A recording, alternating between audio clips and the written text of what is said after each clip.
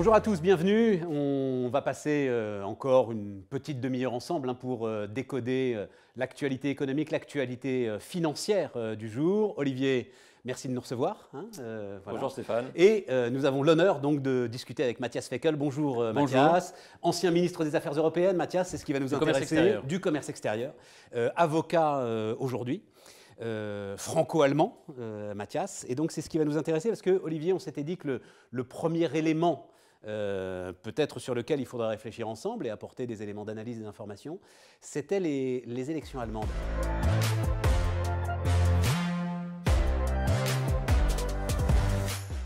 Matthias, on est donc là en ce moment dans un moment de négociation qui peut durer de longs mois, c'est ça, c'est la tradition allemande, cette histoire. Ça dépend des résultats électoraux, mais la dernière fois, il y a 4 ans, ça avait duré des mois. Et pendant des mois, il y avait un gouvernement en place qui exécutait les affaires courantes et des discussions de coalition pour se mettre d'accord sur un programme. Alors, vu de France, c'est très déconcertant.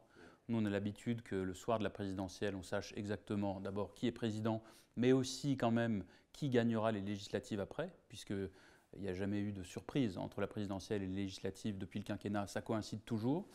Là, c'est l'inverse. Il y a une phase que certains qualifient d'incertitude, qui est une phase de discussion politique en réalité, qui est très importante parce qu'est élaboré à cette occasion un projet politique, un projet de mandature, aurait dit Pierre Mendès France, où on se met d'accord sur à la fois les grandes orientations, mais aussi sur les décisions concrètes qui vont être mises en œuvre. Le dernier contrat de coalition, de la coalition actuelle, fait plus de 170 pages. C'est inimaginable pour nous. Non, mais ce qui est inimaginable pour nous, c'est qu'il est tenu. Il est tenu. Voilà, c'est ça, il ne vole pas en éclats dès le troisième jour. Déjà, il est préparé. En France, un accord de gouvernement, ça se fait sur un coin de nappe, avec 2-3 idées, 2-3 nominations ici ou là. Et puis ensuite, on fait comme on peut. En Allemagne, pour le coup, il y a ce document et c'est un contrat en réalité. Donc, il engage tous ceux qui apposent leur signature. Il peut y avoir des événements imprévus. Il n'y a rien sur la pandémie dans le contrat de coalition, bien sûr, mais sous cette réserve, les politiques publiques qui sont élaborées sont ensuite déroulées et ça donne, une fois cette phase de discussion passée, vraiment une très grande solidité politique. Je pense que c'est une force en réalité, parce que c'est de l'appropriation.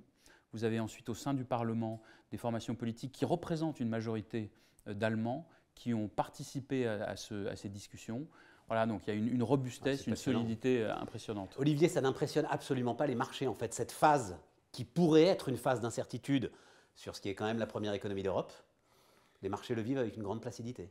Effectivement, mais je pense que, comme ça a été très bien dit, les marchés ont l'habitude de ce fonctionnement allemand, donc normalement il n'y aura pas de mauvaise surprise, il y a un cadre qui est déjà bien défini, et dès lors que ce cadre est bien défini, ce n'est jamais un élément d'incertitude pour les marchés financiers. Donc ce qui préoccupe les marchés, ce sont d'autres éléments. Plus structurels, dont on va parler dans quelques instants. Mais Matthias, à quoi est-ce qu'on peut s'attendre? Donc l'idée c'est pour l'instant, et d'ailleurs on le sait, enfin on ne le sait pas toujours, mais la droite allemande est elle-même une coalition entre la CDU et les Bavarois. Là, si j'ai bien compris, les Bavarois ont lâché la CDU. Il y a en plus sans doute en tout cas, oui. Voilà, des petites querelles d'ego là-dessus. Donc tout laisse penser que c'est le SPD qui, en tout cas, va essayer de construire cette coalition avec les libéraux et avec les Verts, c'est ça l'idée. Est-ce qu'on peut attendre des changements structurels? Alors numériquement, il y a 3 possibilités. Une poursuite de la grande coalition, mais inversion des rôles, c'est-à-dire que les sociaux-démocrates seraient en tête et les conservateurs seraient junior partners. Vous avez la possibilité, encore une fois, c'est sur le papier, conservateurs, libéraux, écologistes. Et puis, ce qui tient aujourd'hui la corde, c'est les sociaux-démocrates qui sont arrivés en tête de ces élections, même si c'est d'une courte tête, les libéraux et les Verts qui gouverneraient ensemble. Alors, il y a un certain nombre de choses qui changeraient par rapport à aujourd'hui, certainement. Je ne pense pas tellement sur l'engagement européen. Là-dessus, il me semble, en tout cas dans le contexte actuel tel que nous le connaissons, que l'engagement européen de l'Allemagne est fort et que les réticences qui s'exprimaient dans la coalition précédente existeront aussi dans la nouvelle coalition. Sur certaines propositions françaises, on a reproché à la chancelière d'être un peu sur le frein, mais Olaf Scholz, qui est le chef des sociaux-démocrates aujourd'hui et qui est le ministre des Finances d'Angela Merkel, était tout à fait sur la même ligne et certains sociaux-démocrates étaient même parfois plus durs que la chancelière sur tout ce qui est mutualisation des dettes, intégration économique, eurobond, etc. Donc là-dessus, je pense plutôt à une continuité. Après, c'est en interne qu'il y aura sans doute des changements sur les sujets fiscaux. Notamment, il faut voir comment les libéraux et les Verts peuvent s'entendre là-dessus parce qu'ils sont diamétralement opposés. Il y a l'idée d'une ISF, oui, de progressivité par Olaf Scholz. Par Olaf Scholz et par les écologistes, de progressivité de l'impôt très fort. Alors, il faut savoir que les inégalités se sont quand même creusées, ou en tout cas se sont maintenues en Allemagne. Il y a eu les réformes Schröder qui, en termes de compétitivité, ont porté des fruits, puisqu'il y a plus de 200 milliards d'euros d'excédent commercial année après année depuis plus de 10 ans. Qu'il y a une croissance forte, il y a le Mittelstand allemand, les entreprises de taille intermédiaire avec leur robustesse, mais il y a eu aussi socialement un peu de casse, des inégalités persistantes entre l'Est et l'Ouest. Donc c'est sur ça aujourd'hui que sans doute cette coalition devra travailler pour ce qui est de l'interne, et puis l'accélération, l'approfondissement de la transition écologique de l'économie allemande. Et là aussi, il faut bien le dire, tu es sur une rupture entre des écologistes qui ont quand même un peu de mal avec le gaz russe et des sociodémocrates et des libéraux qui, eux, se disent que c'est la seule solution, vu l'état aujourd'hui du parc énergétique allemand, pour que ce Mittelstand et cette industrie continuent à tourner dans des coûts qui soient des coûts à peu près gérables. C'est vrai que ce qu'on appelle la Energiewende, le tournant énergétique allemand, la sortie du nucléaire, c'est fait avec l'augmentation du recours au charbon et puis l'augmentation d'importations gazières. Donc ça a déclenché beaucoup de débats politiques. Les libéraux sont sur la transition écologique beaucoup plus prudents. Ils sont très orientés économie, pro-business. Exactement. Mais la grande différence qu'on doit bien percevoir vu de France, c'est que les écologistes allemands eux-mêmes sont des gens très pragmatiques. Dans leur programme est écrit noir sur blanc qu'ils soutiennent, enfin ils sont favorables à l'économie de marché, qui pensent simplement qu'il faut que ça devienne une économie écologique de marché. Mais il n'y a pas de volonté de rupture ou de grand soir. Et puis ils gouvernent. De décroissance.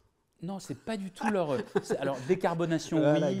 Accélération de la transition énergétique, oui, mais décroissance, c'est pas du tout leur truc. Ça l'a été, hein, mais dans les années 80. Et puis ensuite, c'est l'aile réaliste des Verts allemands qui a pris le dessus sur ce qu'on appelle les fondamentalistes, donc ceux qui sont attachés aux fondamentaux. Et aujourd'hui, là-dessus, les choses sont assez claires. Et puis, ils sont présents dans des exécutifs, les Verts. Ils l'ont été au gouvernement, en particulier avec Joschka Fischer, qui était le ministre des Affaires étrangères de Gerhard Schröder. Et puis ils le sont par exemple dans le Bade-Württemberg, ils dirigent ce land qui est un des poumons de l'économie allemande, avec de l'industrie, de l'automobile, de magnifiques entreprises de taille intermédiaire. Donc ils connaissent tout cela et ils sont attachés en réalité aussi à la force du modèle allemand qui repose sur une économie robuste, innovante, exportatrice. Donc voilà, c'est un mix assez différent. Ça va nous faire le lien avec le deuxième sujet finalement. Mais d'abord, juste Olivier, je voudrais être sûr avec toi. Il ne peut pas y avoir, on parlera dans quelques instants des taux d'intérêt qui remontent aux États-Unis, mais il ne peut pas y avoir d'une manière ou d'une autre une pression sur la dette, une pression sur la Banque Centrale Européenne, enfin quelque chose qui viendrait un tout petit peu inquiéter notre équilibre financier actuel. À l'échelle européenne, évidemment. Non, c'est difficile à imaginer pour plusieurs raisons. La première, c'est qu'il y a une continuité généralement dans la politique allemande. Donc je ne vois pas bien aujourd'hui le nouveau gouvernement allemand qui sera mis en place dans quelques semaines ou dans quelques mois. Tout à coup dire, il faut revenir au pacte de stabilité. Revenir sur ce qui a été conclu il y a de ça un an. On est également en plein déploiement du plan qui a été conclu il y a de ça un an, et ce déploiement va durer pendant au moins 8 trimestres. Donc ça, c'est des 750 milliards d'euros 750 milliards dettes mutualisées. D'euros. Donc il est difficile d'imaginer aujourd'hui de nouveau une crise de la dette européenne, mais il y aura évidemment à un moment ou à un autre des questionnements sur la réduction des déficits, la stabilisation des niveaux d'endettement, mais ça ne sera pas qu'une problématique européenne. Ça sera une problématique mondiale, hein, puisque l'ensemble des régions ont pratiqué cette politique budgétaire extrêmement expansionniste, couplée à une politique monétaire tout aussi accommodante.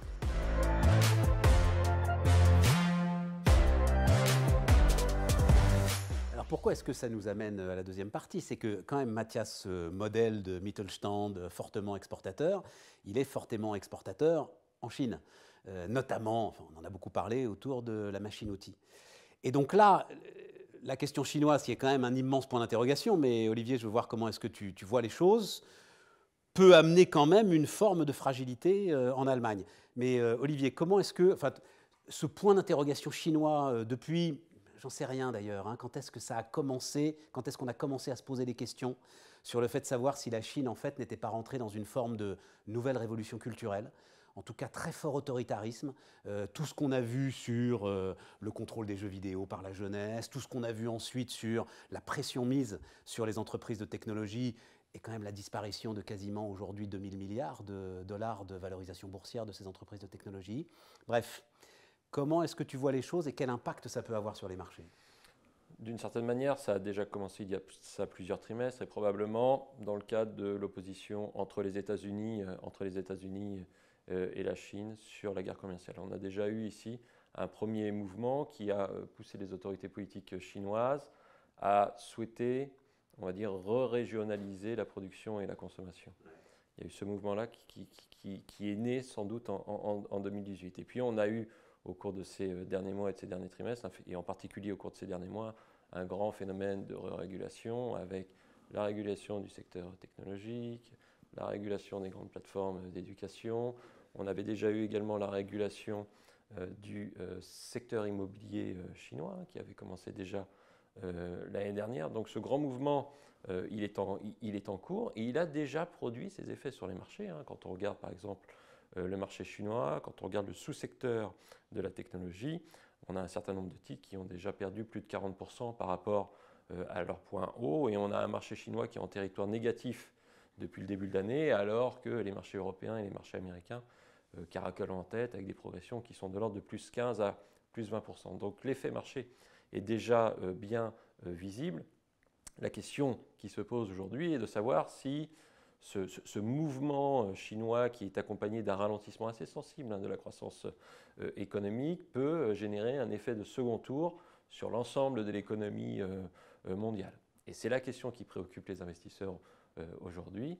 Et à cette question-là, on a deux grands scénarios qui Vas-y, c'est intéressant. Quel scénario? On a le scénario qui considère que les difficultés chinoises vont s'approfondir avec une détérioration très forte de la situation interne autour d'Evergrande et donc du secteur immobilier chinois qui s'affaisse et qui connaît une véritable crise qui se propage à l'ensemble de l'économie chinoise et qui, in fine, touche les pays occidentaux, en particulier par le système de consommation. Hein. N'oublions pas qu'on a un très très grand nombre d'entreprises internationales, et en particulier européennes, et en particulier allemandes, qui sont exposées à l'économie chinoise. Donc ça, c'est, on va dire, le scénario pas très sympathique d'un très fort ralentissement de l'économie mondiale que personne n'attend aujourd'hui. Et puis, on a un autre scénario qui est celui où les autorités politiques chinoises vont réussir à contenir ce très fort ralentissement de l'immobilier chinois et à contenir la restructuration d'Evergrande de telle manière que notre économie mondiale va continuer de progresser sur des rythmes de croissance l'année prochaine qui resteront sans doute au-dessus du potentiel de croissance de l'économie mondiale. Evergrande, donc je crois que vous le savez, hein, donc immense conglomérat qui fait, alors oui, de l'immobilier, mais en fait fait absolument tout, quoi. Ils ont fait des vélos, ils font du tourisme, enfin voilà. Effectivement, sans doute proche de la faillite. Est-ce que c'est ça la vraie menace ou est-ce que c'est ce qu'on constate, ou du moins les informations qui maintenant arrivent depuis 3-4 jours, qui sont une crise énergétique visiblement importante en Chine, des coupures d'électricité qui touchent là, au moment où on se parle, une vingtaine de régions et à peu près 2/3 du PIB chinois. Enfin, voilà, c'est là où on se demande si la Chine elle-même, en fait, sait où elle va et si Xi Jinping a un cap à peu près clair de là où il veut aujourd'hui emmener son pays. C'est vaste question. Non, mais vaste question, mais quelque chose qui deviendrait un tout petit peu incontrôlable. Ce que tu dis avec la faillite d'Evergrande, à un moment la crise sociale que ça peut provoquer, enfin voilà. Je pense que sur la problématique sur la problématique énergétique, c'est un peu différent et je vais y revenir. Mais sur la problématique de l'économie chinoise, on sait que la trajectoire de l'économie chinoise, c'est celle d'un grand ralentissement pour les années à venir. On a des effets que je vais qualifier de structurels, avec par exemple le vieillissement de la population chinoise, et donc le ralentissement de la croissance de la population active, et donc le ralentissement de la croissance potentielle de l'économie chinoise qui tranquillement va aller à 2% d'ici 5 ans. Donc tout est dans le tranquillement. Ça, c'est le premier élément. Et évidemment, tout est dans le tranquillement parce qu'on sait que sur les 20 dernières années, on a eu la création d'excès, en particulier une bulle du crédit, en particulier un endettement très fort du côté des entreprises chinoises. Quand on regarde les entreprises chinoises, aujourd'hui, leur dette s'élève à 170% du PIB chinois. Vous pouvez comparer ça, par exemple, aux États-Unis, où la dette des entreprises américaines est de 52% du PIB américain. Donc on a un très fort endettement de la part des entreprises chinoises et il va falloir gérer le dégonflement de cet endettement et c'est ce qui est sans doute déjà en train d'être fait. Les autorités chinoises ont l'habitude de cela, elles ont déjà restructuré des créances douteuses dans leur système bancaire. Là, elles s'attaquent à leur secteur immobilier et elles vont essayer donc de piloter ce désendettement dans le cadre d'une économie chinoise qui ralentit. Mathias, est-ce que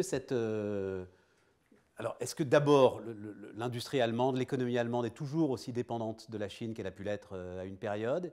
Et est-ce que c'est un sujet dont parlent les débats allemands aujourd'hui, tout ce qu'on vient de dire? C'est un sujet très important et les scénarios esquissés sont très intéressants, d'autant plus que le modèle chinois, si on peut dire, ne fonctionne que parce qu'il sort des dizaines de millions de Chinois de la pauvreté tous les ans. Au moment précis où ça s'arrête, soit vous avez un besoin de répression encore plus violent et brutal que ce qui existe aujourd'hui, soit on bascule dans autre chose. Donc beaucoup d'incertitudes. Autre chose qui peut être la tentation de l'aventure extérieure, par exemple, et là, on ouvrirait le dossier Taïwan, on ouvrirait des dossiers diplomatiques et militaires, on va dire. On fait diversion par d'autres manières pour coaliser les passions. Tout ça, c'est un peu. Oui, là, on rentre dans la politique fiction, mais il faut avoir ça en tête. Mais ça peut être un changement politique chinois avec des bouleversements importants. Donc, on est clairement dans une zone très sensible aujourd'hui. En Allemagne, depuis le début des années 2000, l'économie allemande, en particulier son volet exportateur par définition, s'est tournée d'un ancrage hyper majoritaire à la zone euro vers l'Est, à la fois Europe de l'Est et puis ensuite de plus en plus vers l'Orient, vers l'Asie.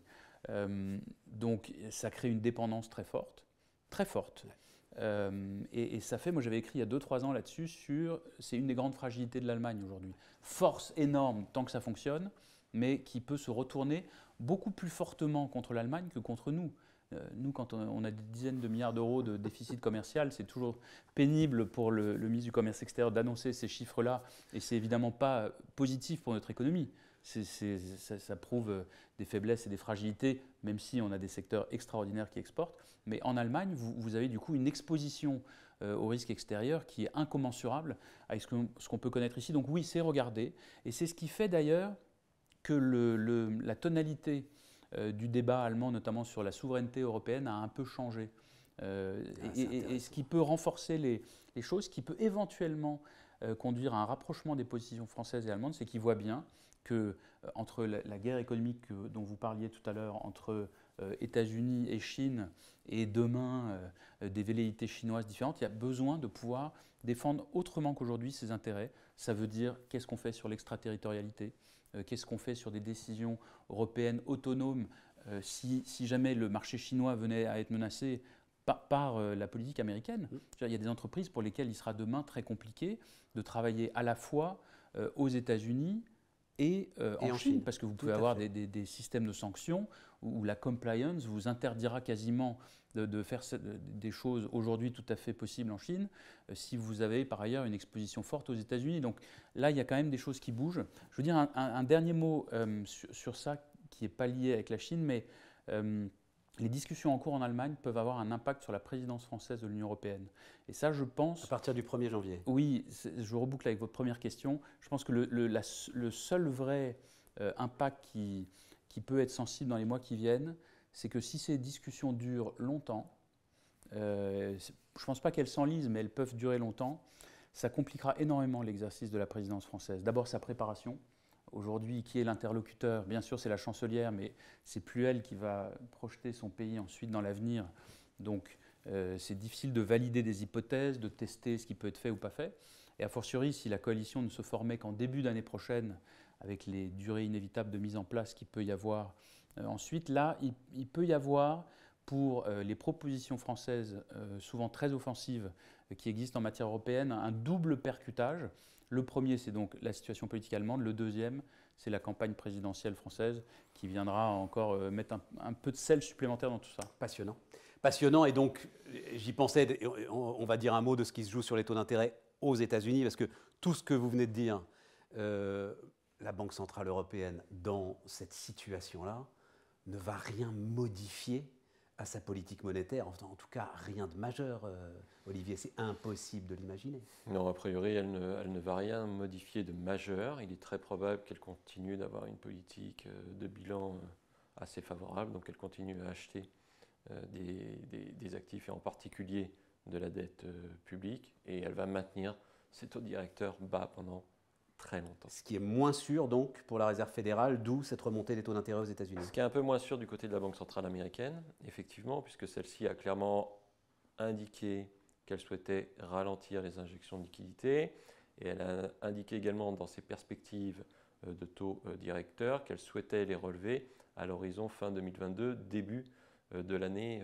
2023. Et donc c'est la raison pour laquelle les taux longs sont en train de s'ajuster de nouveau un peu à la hausse, avec en toile de fond toujours un questionnement autour de l'inflation. Ouais. Et ce questionnement autour de l'inflation, il peut très bien être alimenté par la problématique en Chine, avec des tensions énergétiques qui poussent un certain nombre d'industries à arrêter la production. Donc ça signifie qu'on va de nouveau avoir potentiellement un déséquilibre entre la demande et l'offre, et donc de nouveau une persistance de tension sur les prix des biens à la consommation. Ça, c'est un élément. L'opposition entre les États-Unis et la Chine, qui va être structurelle, va très probablement pousser les entreprises à re-régionaliser leur production pour alimenter directement leur zone de consommation. Et ça, c'est également potentiellement plus inflationniste à moyen long terme. Donc cette question du régime d'inflation sur les années à venir n'est pas totalement résolue, et donc ça alimente pour l'instant la remontée des taux longs américains. Et donc ça donne dans vos réflexions, pour terminer, et assez brièvement, en termes d'allocation d'actifs, ça donne quoi aujourd'hui pour vous, Olivier? Aujourd'hui, on a une réponse assez simple. L'année prochaine sera une année où la croissance va rester au-delà de son potentiel, où les politiques monétaires vont rester en moyenne accommodantes, en particulier celles des pays occidentaux, et donc il faut continuer à privilégier les actifs risqués et en particulier les actions. Merci Olivier, merci Mathias, merci à vous de nous avoir suivis, et donc à bientôt pour un nouveau numéro de Bi Investisseur Responsable.